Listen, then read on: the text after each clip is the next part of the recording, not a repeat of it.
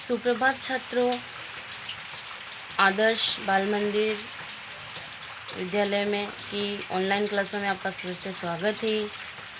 आज हम अवयव के बारे में पढ़ेंगे।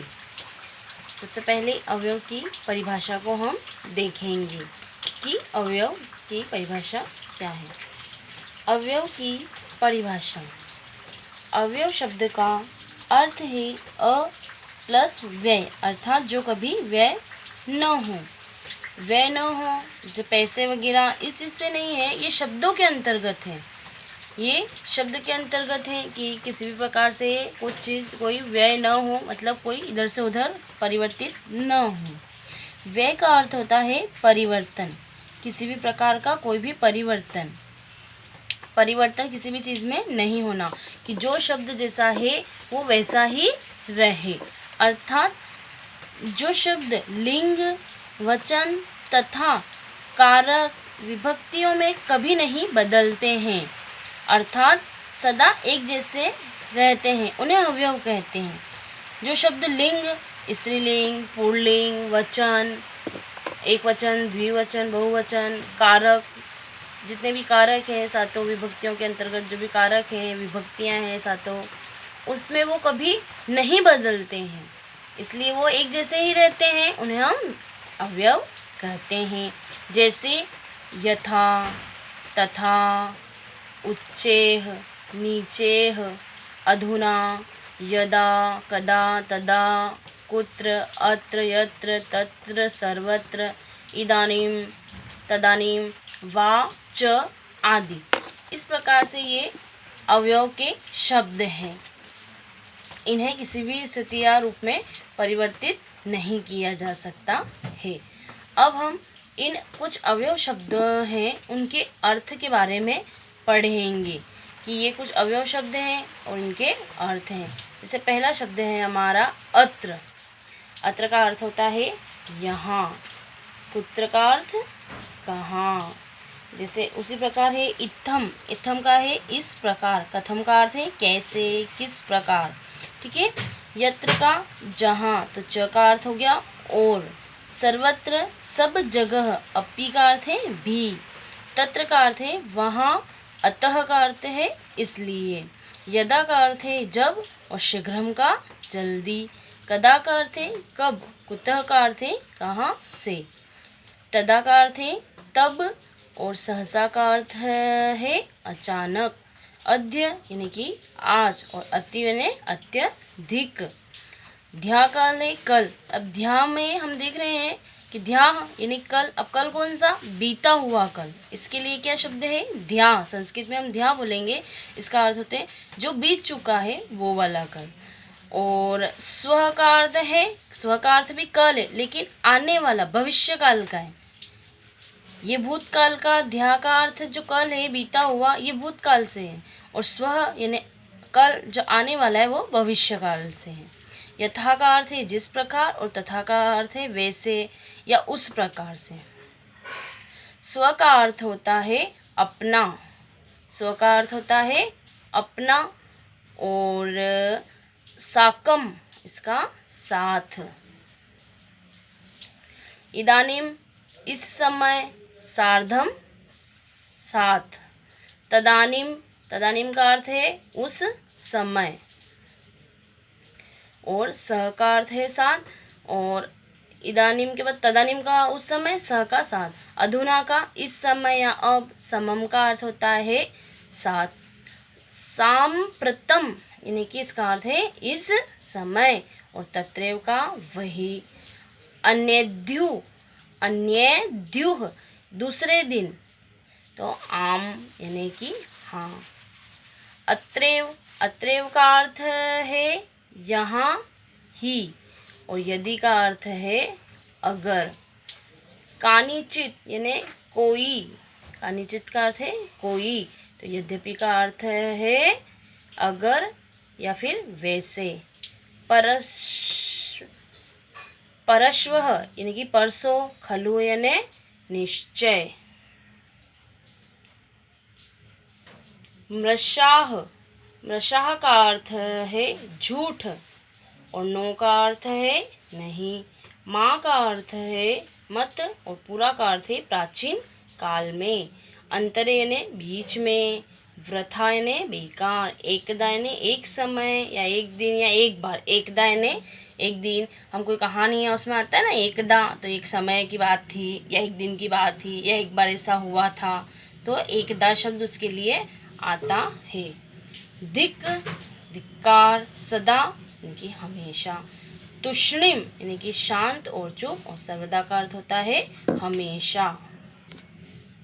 उसी प्रकार शनेह। शनेह का अर्थ है धीरे, और अन्यत्र का अर्थ है दूसरी जगह।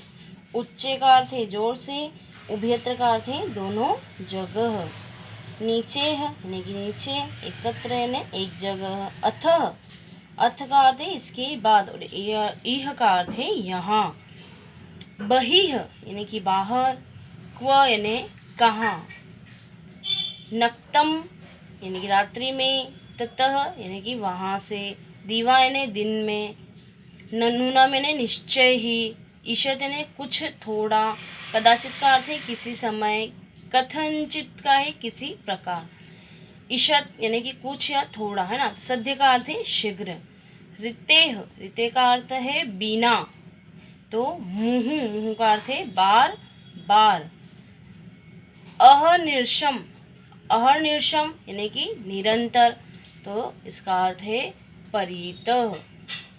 का अर्थ है चारों ओर। अथ किम। अथ किम इसका अर्थ होता है हाँ तो क्या। और अभित का अर्थ है दोनों ओर। अभित का अर्थ क्या है? दोनों ओर। किम यानी कि क्या, तो पृथक का अर्थ है अलग। पृथक करना बोलते हैं ना, पृथक करना यानी कि अलग अलग करना। किंच। किंच यानी कि और क्या, तो प्रकामम यानी कि पर्याप्त। कदापि न यानी कि कभी नहीं, तो सततम का अर्थ है निरंतर। ऋतम सत्य, सम्यक भलीभांति। तारही तो समीचीनम यानी कि ठीक। यावत जब तक। ध्रुवम निश्चय। वीणा यानी कि बीना। वीणा का अर्थ होता है बीना, और बीना। और एव का अर्थ है ही। नाना यानी कि विभिन्न, एवं इस प्रकार।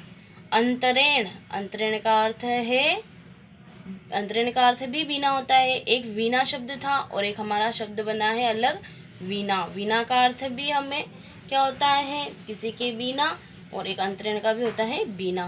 और ईव का अर्थ होता है समान। ईव का अर्थ क्या है? समान, एक समान मतलब, है ना। तावत यानी कि तब तक। नौचेत यानी कि नहीं तो या यदि नहीं। क्वचित यानी कि कहाँ, तो हिम का अर्थ है क्योंकि। आरात। आरात का अर्थ है दूर या समीप। तो चिरम का है देर तक। किमुत और क्या, तो प्राक का अर्थ है पहले। अस्कृत यानी कई बार, तो सकृत एक बार।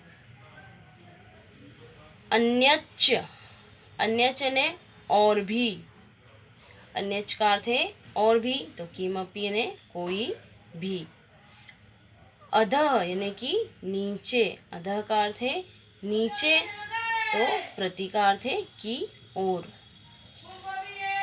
इति यानी कि समाप्ति के अर्थ में। हम कोई भी कार्य अगर हो जाता है हमारा पूर्ण, तो हम उसके अंत में लिखते हैं ना इति, यानी कि वो समाप्त हो चुका है। ठीक है, कि इति समाप्त यानी कि कार्य समाप्त हो चुका है। प्रायः। प्रायः का अर्थ होता है बहुतायत, बहुत चीज। प्रायः यानी बहुतायत में, है ना, प्रायः चीज होती रहती है बहुतायत में। यत यानी कि चूंकि की। अपितु यानी लेकिन। तत् यानी इसलिए, तो पूर्णतः यानी सामने आगे। तू यानी तो, और कैचित यानी कोई भी। अतएव यानी इसलिए, और बहुधा यानी ज्यादातर या फिर अक्सर। और संप्रति यानी कि अब, क्रमशः यानी लगातार। पुनः। पुनः का अर्थ है दोबारा। और एतावत। एतावत जो है उसका अर्थ है इतना और अधिक। न का अर्थ है नहीं, तो परम का अर्थ है स्वीकृति बोधक। इतः का अर्थ है यहाँ से, और कुतश्चित यानी कि कहीं। अब हम इसके शब्दार्थ या अब हम इसके रिक्त स्थान देखेंगे। मंजूषात अवयव पदानि चित्वा रिक्त स्थानानि पूरयत। जैसे रिक्त मंजूषात में शब्द दिए हुए हैं आपको कि तर्हि, अत्र, तदर्भ, सर्व, तदा, विना और अद्य। तो अब आपको इनके रिक्त स्थान, पहला रिक्त स्थान है, सबसे पहले रिक्त स्थान है त्वय अद्य किम क्रियते। त्वय अद्य किम क्रियते, तो तहि, इसका जो भी रिक्त स्थान है उसका उत्तर है तर्हि। ठीक है। मोहन पठनाय किमर्थ आगच्छति, तो यहाँ रिक्त स्थान आपको लिखना है अत्र। ईदृशा कार्यक्रमा समाजपि भवेयुः। रक्षाबंधन दिवसे छात्रा विद्यालये बालसभाया आयोजनं कुर्वन्ति। ये भी इन सभी के उत्तर दिए हुए हैं। उसी प्रकार आपको कुछ भी कोई और भी उदाहरण आपको दिए जाएंगे तो आपको इन्हें इस प्रकार से लिखना है। आप सब अपनी नोटबुक में इन प्रश्नों के उत्तर को लिखेंगे और अच्छे से याद करेंगे। धन्यवाद।